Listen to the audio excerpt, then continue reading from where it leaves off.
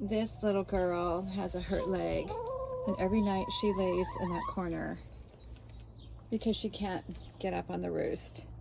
But the sweetest thing happens is this little girl has become her best friend. You can see all of the night's droppings on her. So one night we came in and we saw her laying next to her in the corner. You guys, that's the sweetest thing ever. Right now they're eating kefir, raw goat milk kefir. You can see they really love it.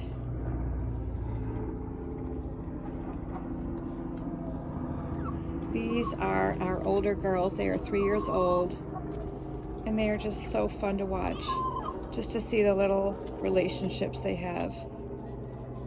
When you treat them with love, they will give you a lot of love back.